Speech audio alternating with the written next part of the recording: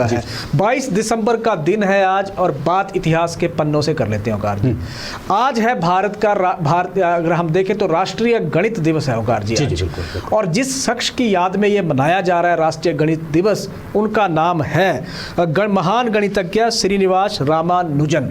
रामानुजन साहब, इनकी आज देखिए 22 दिसंबर 1887 को जन्म इनका हुआ जी, तमिलनाडु में। उस वक्त मद्रास ये प्रेसिडेंसी हुआ करती थी।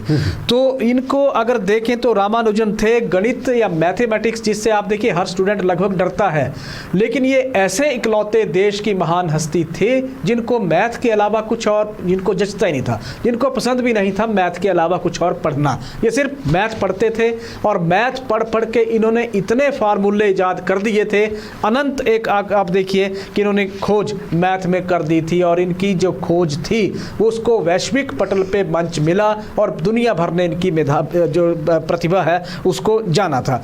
32 साल का इनका कुल करियर था, और गणित के 4000 से ज़्यादा ये थ्योरम पर इनकी रिसर्च हो चुकी थी ओंकार जी।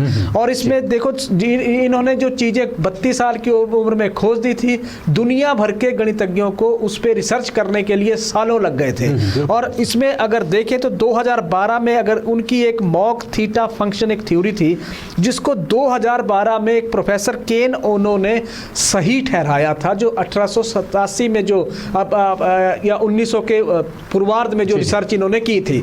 तो महत्वपूर्ण ये था, और बड़ी बात इसमें ये थी कि अगर इसको देखें तो ये जो महान गणितज्ञ थे, ये 12वीं की क्लास में +2 में 2 बार फेल हुए थे ओंकार जी। बिल्कुल 2 बार फेल होने के बाद भी जिस तरह का मैथ को लेकर इनका प्रेम था, उसको अगर हम देखें तो घर चलाने के लिए मद्रास पोर्ट जो कोर्ट है वहाँ क्लर्क की नौकरी की, लेकिन वहाँ भी इनको मैथ के अलावा कुछ सूझता नहीं था। तो वहाँ नए एक जितने भी इन्होंने फार्मूले थे एक रजिस्टर पे वो लिखे, और 16 साल की उम्र में जब इनकी शादी हुई तो इसी बीच उन्होंने क्या किया कि एक लेटर पे कुछ फार्मूले लिखे और कैम्ब्रिज यूनिवर्सिटी के प्रोफेसर जीएच हार्डी को वो भेजे।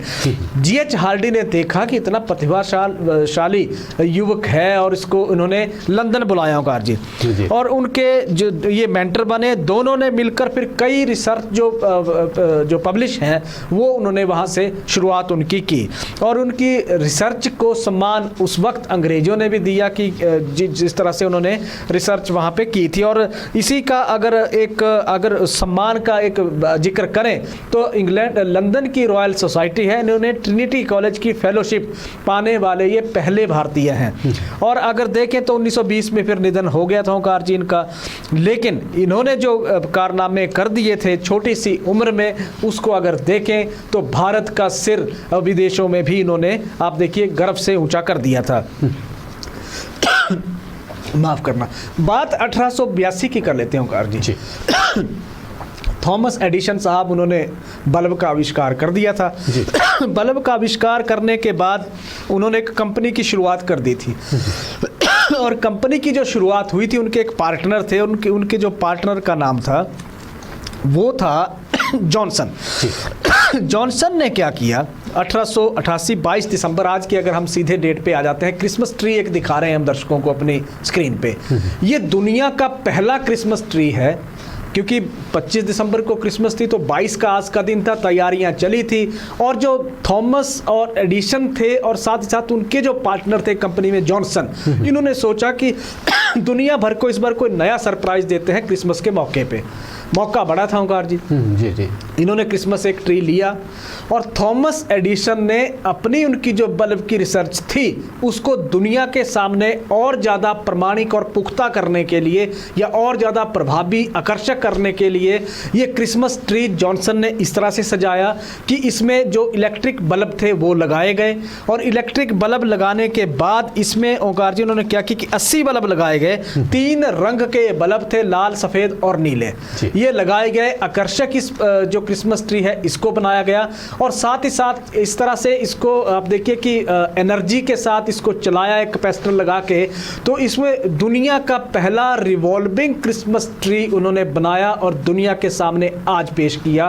तो ये जो पहला जो था, आप देखिए कि क्रिसमस ट्री जो उस वक्त सजाया गया था, उस स्क्रीन पे अपने दर्शकों को हम दिखा रहे हैं। आज के दिन वो दुनिया भर के सामने ये क्रिसमस ट्री आया था तस्वीरों के माध्यम से ओंकार जी।